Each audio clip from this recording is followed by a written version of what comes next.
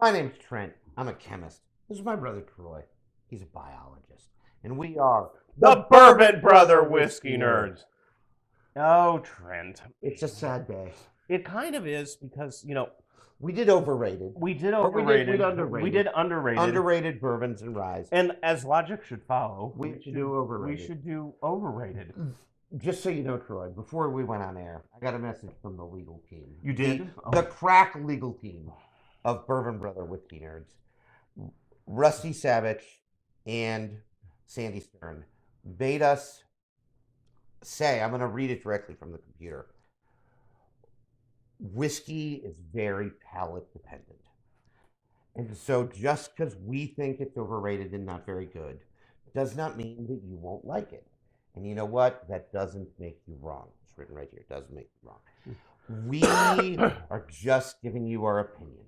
We would not be doing ourselves justice if we did not give you what our true opinion was on the whiskey.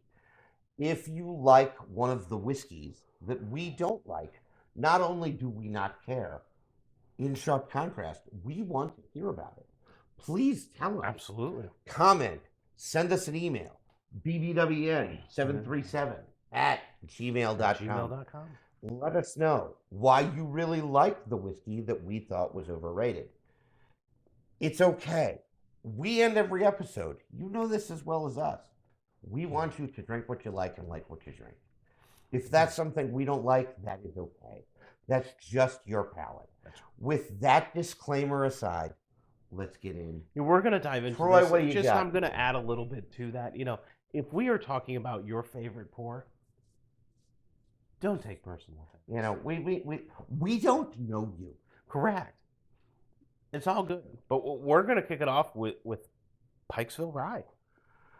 Pikesville Rye has such it's like a goth fan following. Yeah, right? Unfortunately, I'm gonna pour myself some. Unfortunately, because I don't own this. Troy bought it. I had a pour and didn't like it. Unfortunately, I think for Trent and I, the problem with this is it's a baby rye. It's a barely legal rye. It's a Kentucky rye. It's 51%. It is a Heaven Hill product, and as much as I hate to say it, it just does not do it for either of us. It's got so many awards. That's the little and its hang tag right here. It says it's Rye of the Year. Two-term. I don't know when that was, but and it apparently won a double gold in 2015 at the San Francisco World Spirits Competition. Again, this is our opinion, but it just doesn't do it for us. Two things that I will say, as I just had a nose. The nose is good. It smells fine. The palate is just too much funk. And if you're in to this whiskey, I think what you are into is high rye bourbon. Because this is effectively a high rye bourbon. I could agree with that. Because it's such a baby rye. Correct. When something is labeled rye, I think you and I want it to be rye. Right. With a capital R. Correct. And Y-N-E. Yes. Yeah, we want it to be true to its label, and this just doesn't do it for us. I'm getting some unnecessary funk on the palate. Over funk. Oh, it's over funk. It's almost like musty grandma's basement. It smells like the old man that smells like hamsters. It's really bad. It's really just not very good. That does not sound pleasant. And if you're in to Pikesville, allow me to respectfully suggest that what you buy is some high rye bourbons. And do I have news for you? The world is your oyster. Correct. Because if you transition from barely legal rye to high rye bourbons, we are suddenly on your side immensely. Because all the OTD, high rye, all Four the Roses, high rye, Old Granddad, MGP. Oh my God.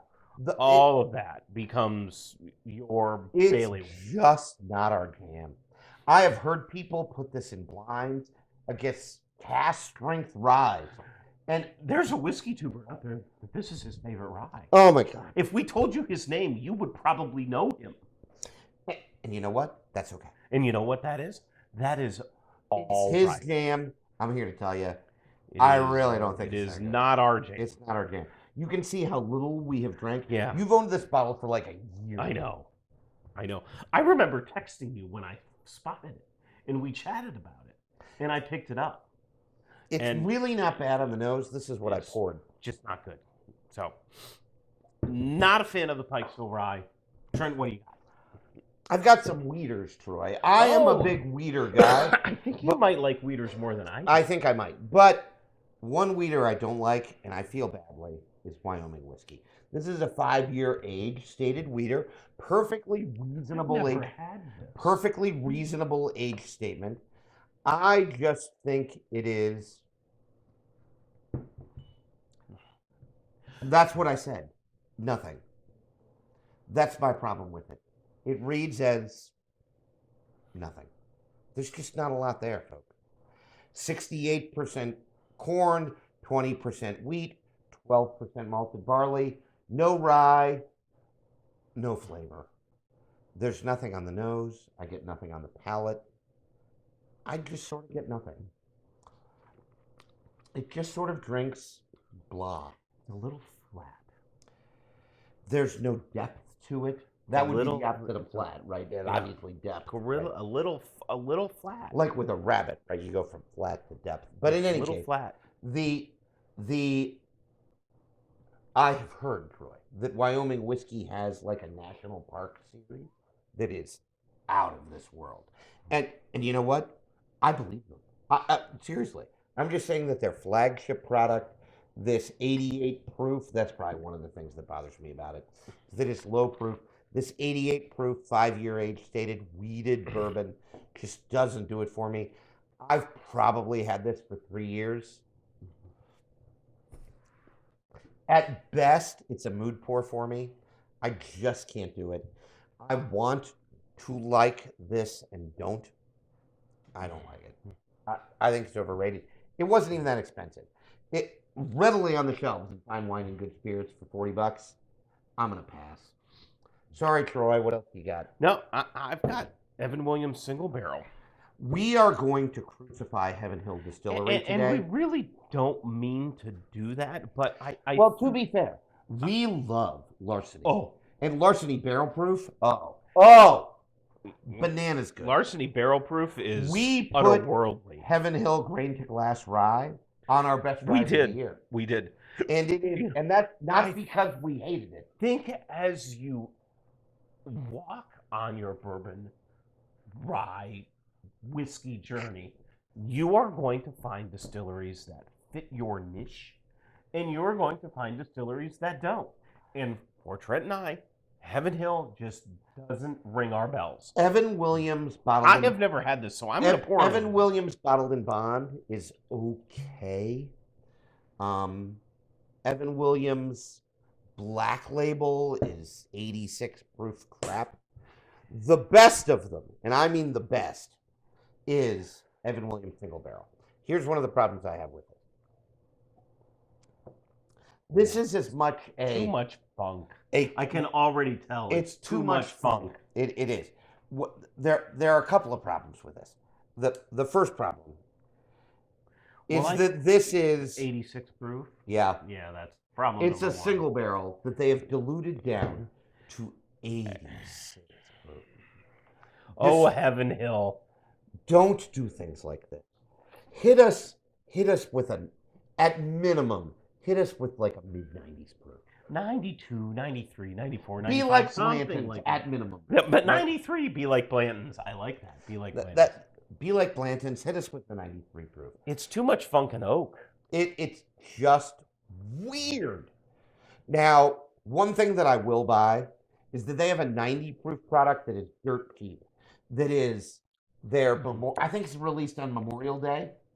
That is If you just saw the face I made on camera, which I'm sure you did. yeah, that's Yeah, no. it's just a weird whiskey. There's nothing I bought there. this. You can't get this in Pennsylvania. I bought this 3 years ago, and this is totally nursing. This is what nursing over 3 years looks like, folks. This is Evan Williams single barrel. They took a single barrel and proofed it down to 86 proof. It's bananas, and this is It's the best just of not the Evan good. Williams offering. It's just not. I do want to finish my thought from earlier Sorry.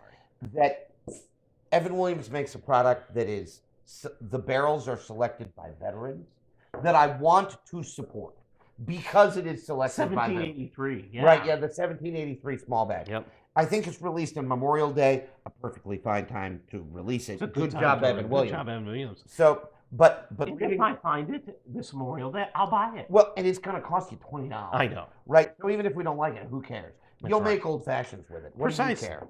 So, but this, it's just, I mean, I'm sorry. It's just not good. It's just not good. There's not a whole lot there. There's no depth. There's no complexity. There's just, unfortunately, Troy not and a whole I, lot there. sadly, think Heaven Hill is sort of an overrated distillery. Yeah, and that's a bold statement. And send the hate if you wish. Don't send the hate. I mean, send your counter opinion, perhaps. As We a better want way to put it. hear your counter opinion. I've heard a rumor, Troy, that, and again, this isn't available in Pennsylvania. You No. can't find it. I bought it in Ohio 3 years ago, and I paid $35. So for $35, like Well, you're not too disappointed then. if I have nothing. heard that the price is going up to like 50. Oh, and at hell $50, no. this is a pass. No. Just a hard pass. Not buying I would it. take a Four Roses single barrel over this Any every day day of of the week and twice fourth on on Sunday. Yep, So, no absolutely, doubt about it. Absolutely. All right, we're moving to another weeder, folks. This is Maker's Mark 101, and I hate on Maker's Mark Because we kind of like them. Oh my God, it's so good.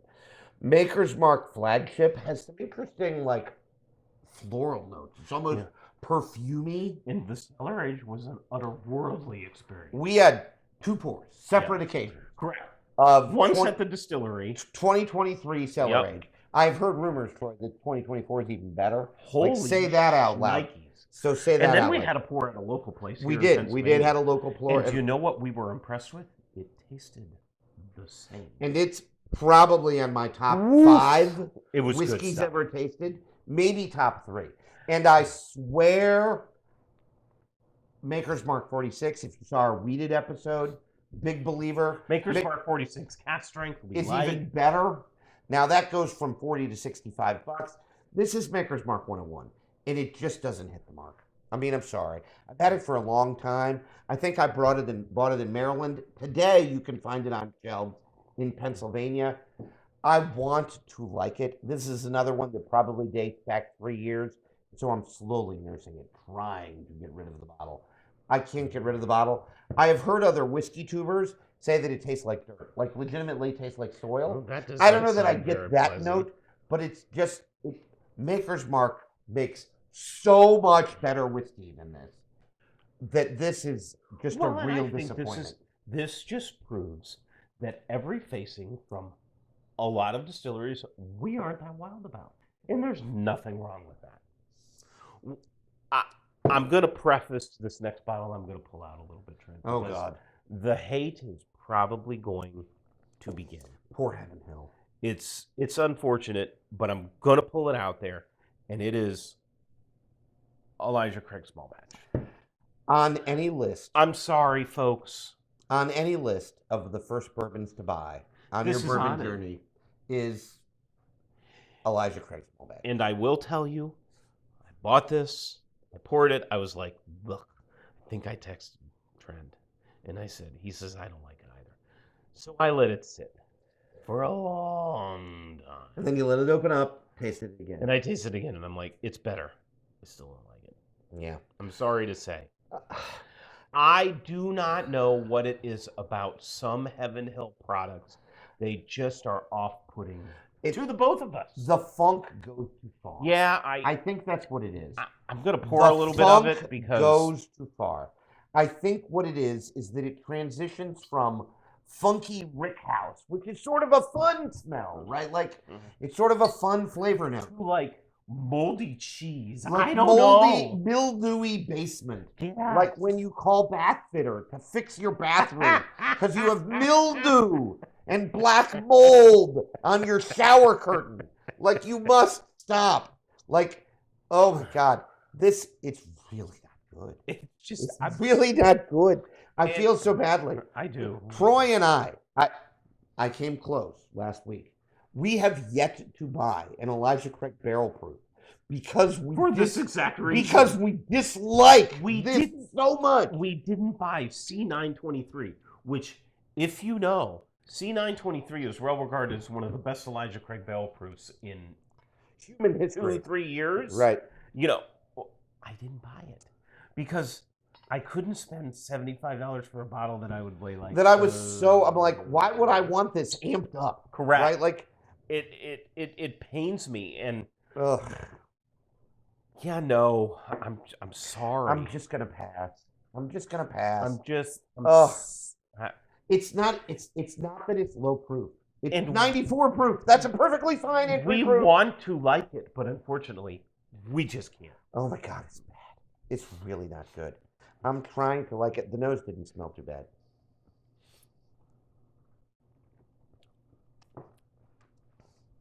In its defense, I will say it's better than the Evan Williams single barrel. Yeah. It just falls a little flat for me again. This is the best it's ever drank for me. Yeah, like no, today. I would agree with you. And it's still not. I guess for $35 you could do worse, but not much. And I would buy. Yeah, I would buy Jim Beam 7 over this. I would buy Old Forester 100. Wild Turkey 101. Wild Turkey 101. I mean, there's a laundry You're list $10 away from a rare breed for that of price. bottles I would buy over this. It's just not very good. It's not our jam. I don't know any other way to put it. It's not our jam. It's not very good. It's not very good. Lastly, we have Puncher's Can. I feel badly. I hope she doesn't watch this episode because the bourbon sister, my better half, bought me this bottle, which was very nice of her. And I got to tell you, I don't like it. This is sourced product. There's rumor, Troy, that this is sourced from Wild Turkey. Really? Which intrigued me. And I dove in. And you know what? It takes the Wild Turkey funk too far. It's just too much funk. Too much funk. It's not expensive. It's 90 proof, 45% alcohol, $35. It's not expensive. As you are seeing, there is a theme here in that a lot of these, the funk dial is just turned up a little bit too much for you. It's too high. No. It's too high. It's just not good. Now, I will throw some others out there. I don't like Maker's Mark cask strength. Troy likes it. I actually like don't. Maker's. I think that's where Trent and I differ. And for as much as we agree, which broadly We do all the time. I actually It's don't disturbing. dislike Maker's Mark cask strength. I'm not a big fan of Maker's Mark cask strength.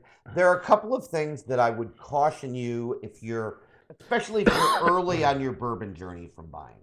The one we've already talked about, really proofed down products. Yeah. We've talked about one of the big problems with Evan Williams single barrel is they take the single barrel that, for all I know, would be a hitter at cask strength, We don't and know. they proof it down to below 90 proof. Yeah. I think this is the problem with like Weller 12 year. Even And we relentlessly defend all Buffalo Trace products at MSRP. But like, don't pay $100 for that stuff. Just don't. Someone was doing a bourbon hunt, and I saw Weller 12 year for $200, and I was like, "You are suffering from rectocranial inversion if you pay that." That is bananas. It's just ridiculous. Rectocranial inversion. Yes. That's like 4,000 points I in know. Scrabble. Did you like that? Do you have the T and like a I triple did, word score? yes. I think T is only worth 1 point. But in any case, In any rate. we're moving on. The even Russell's Reserve 10 years. Which I don't think you like very well, and I do. I enjoy it. I think it suffers from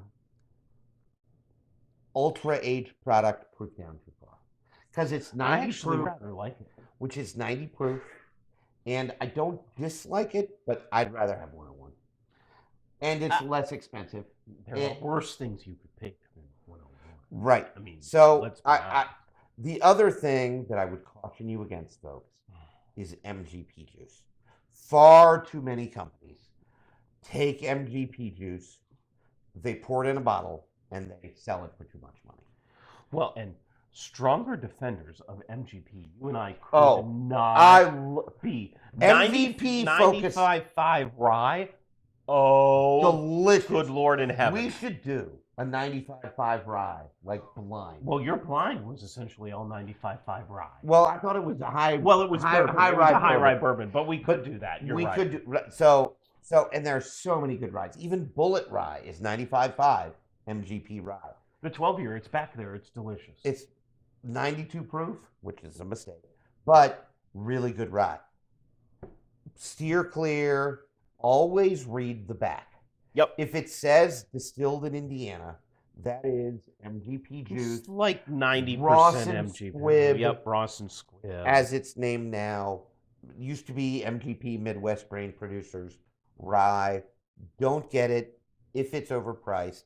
They're not distilling that product. They're that brings up an interesting point: is what should you generally pay? And the rule of thumb, for the most part, and I'm not sure we've touched on this, is $10 per year of age for something that is not cask strength. You might go up to $12, $15 for something. If you're getting something that's cask strength, again, that $12 to $15 range is probably a good benchmark. Rule of thumb. A good rule of thumb. I saw Troy and we have yet to own. This is a true story. I told Troy about this earlier off camera. A Penelope, a 9-year. 9-year. Their 9-year bourbon. And that's MGP juice. Which has gotten just broad acclaim. Yep. Like it is universally loved. People like it more than the 10-year, which is really rare. It's alarming. And it was $90. And I was like, hey, sure. And then they factored in shipping, and it got a little pricey. Yeah. And so, I mean, these are the things you have to say. The other thing that I will say, and this will really bring on the hate, is Troy and I do not recommend you get into finished whiskeys. 2 things I will say about finished whiskeys. If you are early in your whiskey journey, do not buy finished whiskeys. No. Because what you should buy early in your bourbon journey is all really inexpensive, all legacy distiller. Go watch our Daily Sippers videos. All legacy distiller boring stuff. Go watch You Daily should not Sippers spend videos. more than $50 on a whiskey. I fear that if you get early in your bourbon journey into finished whiskeys, what you're going to do is you're going to muddy your palate. Yep. Because a finished whiskey is a whiskey that is taken out of the oak barrel it's put in and put into another barrel. And overwhelmingly, the finish overtakes everything else. Every flavor. Every that is in flavor. the whiskey. So it masks lesser quality bourbon and gives distilleries an excuse to charge more for it. And I'm being brutally honest. And if you're early in your whiskey journey, that is too much complication Correct. for you. You can't handle that. You can't You sort need the to finish know what from you like. correct. You can't sort the finish from the actual bourbon itself. I think the other problem with finished whiskeys is, Troy's right, they so overcharge for them. Yeah. There are so many distilleries that source whiskey, maybe from MGP, maybe not, and then they finish it, and then they sell it for And then lots they of sell money. it for a premium. For lots of money. Just say no. Go Just buy say no. Knob Creek 9, Wild Turkey 101, Old Four Roses Single Barrel, Yep. or again, watch our Daily Sippers video. And if you're into rye and finished rye, I will say, I'll get the hate mail. You can send this hate mail to me, not Troy. He gets the hate mail for some cases, I get it in others. I have a almost philosophical objection to finished whiskey, in that I think it breaks the rules of bourbon. The rules of bourbon say that after it comes out of the barrel, you can add no artificial flavors, off flavors. Yep. I don't know how putting it into a barrel that used to contain rum or whatever, port or wine, tequila, cognac, tequila, whatever it is, brandy, yeah, whatever it is, pick it. whatever it is, I don't understand how that doesn't break the rules of bourbon. Now, I've heard, before you email, stop, pause, collaborate and listen. Before you email, I have heard from more than one person that the way bourbon distillers get around this is they say bourbon Finished in. So before it was finished, it was bourbon. It may or may not be bourbon after it was finished, but it was bourbon finished. The problem is, and I think Fred Minnick has made this point. You heard me, I dropped the name. I did. Putting bourbon on the label gets you so many more buyers that calling it bourbon finished is different than calling it finished bourbon. And so these are things that I would steer away from. We've given you a lot of overrated. The hate mail will rake in. And you know what? I will take the hate mail. You know what? I'll challenge you all. Oh, and this will hurt. Oh, that's right. This will I hurt. think I know where he's going with If this. you suggest 4 or 5, no more than 5, finished whiskeys that we should try, that you love, and you have to come through with a complete list of 4 or 5, and they have to be relatively close in proof and price, we will not only buy them, which will hurt us, because God knows we don't own them. I know. Because we own effectively One. zero I have finished whiskey. one. We will buy them and blind them. The gauntlet has been thrown, ladies and gentlemen. Until then, folks. Until then, drink what you like. And like what you drink. Bye, everybody. Take care,